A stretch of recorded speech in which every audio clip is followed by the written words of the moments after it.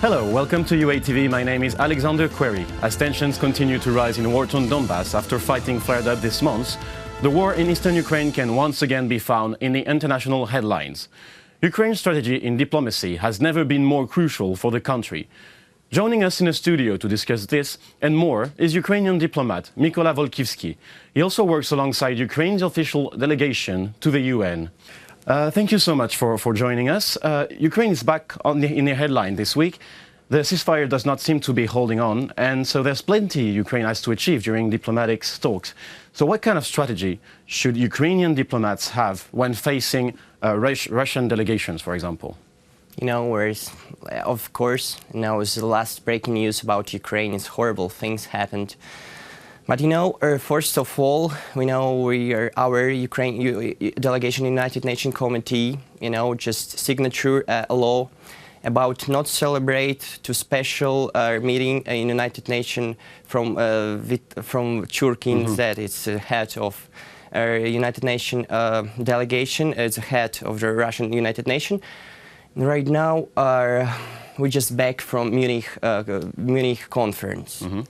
It's the first topic, the first of the topics in Ukraine. It was about Ukraine, and a lot of politicians just back in summary up. It was crucial things because right now our diplomacy not working like powerful like we can do, but unfortunately, we should focus on the first to think about our human rights. We should focus about our problem inside the country, but.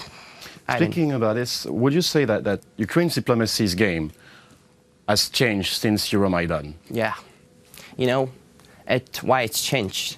Because inside the diplomatic heart, just, playing a role of Ukraine, it must be powerful country with human rights, with great politicians. Mm-hmm. And the summary, and last just re-elected our government was re-elected, and more than 18% of new people of this government, it's new generation, it's young people, it's young politics. It's like in statistic list, it was before 2012, just 30% of our politicians can speak foreign language. Now it's more than 80%.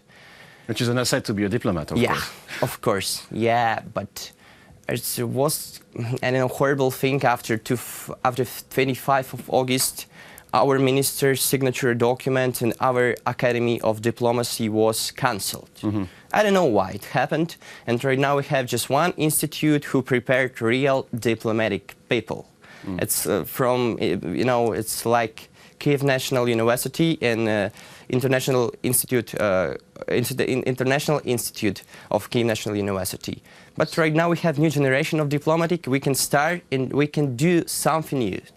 And as I understand, one of your specialties is human rights issues. What is the current situation in eastern Ukraine, and what's the government's response? Yeah, yes, I'm concentrated human rights problems, and I was represented our country in Geneva in last meeting, our last conference of human rights. But right now, if we just saw a ranking list of human rights, Ukraine, unfortunately, they get just 115th position. It's like close to Eritrea, but close to Somalia, close to. So there's challenge. There are things to do. But what are there then? What could be the challenge to face, and what could be the obstacle to overcome to go further into that kind of human rights? And right now we should try to fight with this problem inside the country. Not a fight like with gun, fight like with inside, like real politics. And actually speaking about inside the country, as you said, a recent Human Rights Watch report that mentions that like the conditions between the crossing the border, are somewhat grim. That's the list of it.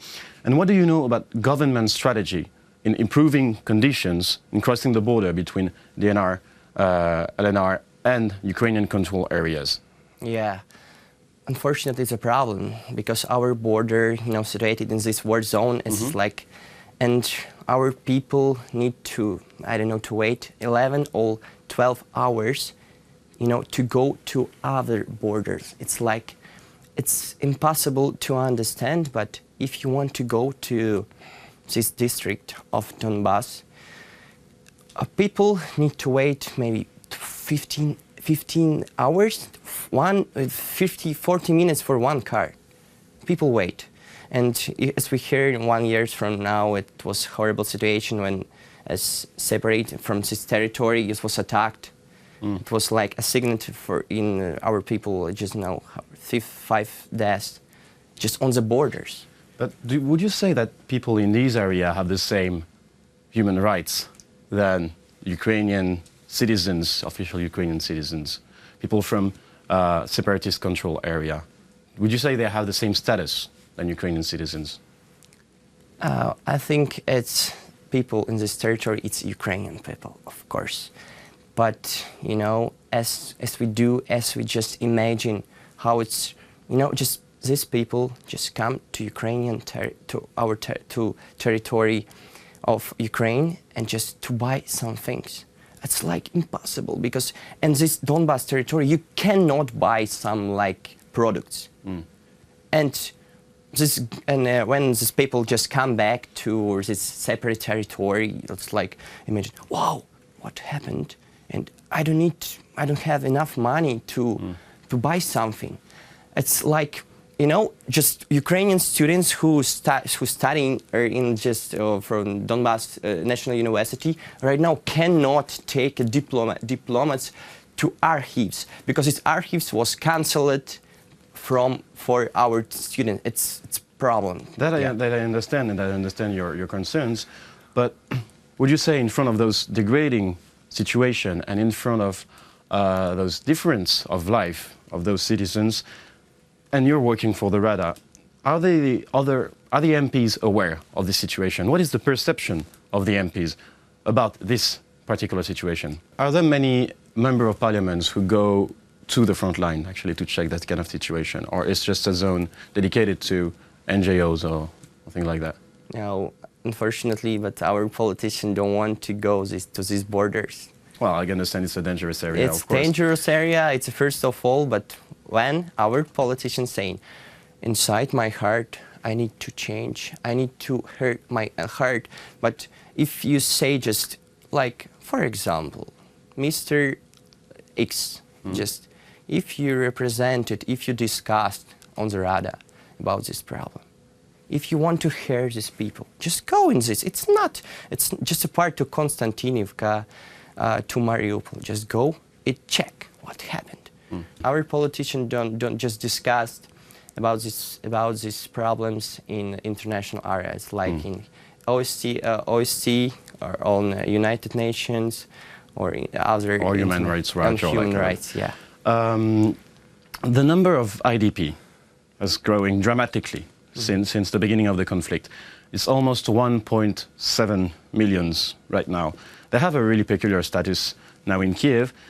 How does the government ensure the safety and the dignity of those people fleeing war-torn Donbas? It's interesting things. But last forum on Ukraine and Poland in Rzeszów, one of official member of Parliament, European Nation Parliament, Rebecca Harms, said one thing. We should, to try and to focus because its people can find, safety or safety. But in this territory, you cannot find any safety. Maybe sorry, but it's true. But a lot of people, approximately a lot of this, how it's called, it's people from Donbas, from Crimea living there in Ukraine. But the part of these parents or part of siblings staying in this territory, and these people just connect with and talk and communicate. In Crimea, it's stop. You cannot to official, I think so, to connect without any wonders about this. You can just call and maybe someone from Russia, just VSB or something, just hurt you. It's not a safety, of course not, but... But I mean, in Kiev and in the center of Ukraine, far from Donbas, are there any organization, any shelter for those people who are running away, like organized by the government? Yeah, it's how long? It's 800 kilometers from Donbas and Kiev. So are there any structure ready to accept those people, those IDP people? Yeah.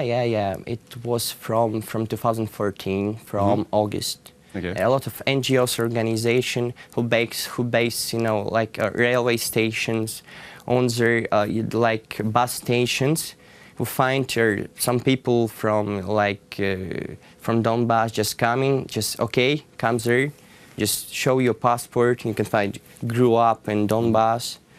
Okay, we need to find some dormitory for you first of all. Okay. It's the first time, and after you can to something like that to accept. And right now, a lot of these people live in just Zhytomyr region, Lviv. Which is, as I understand, a difficult situation.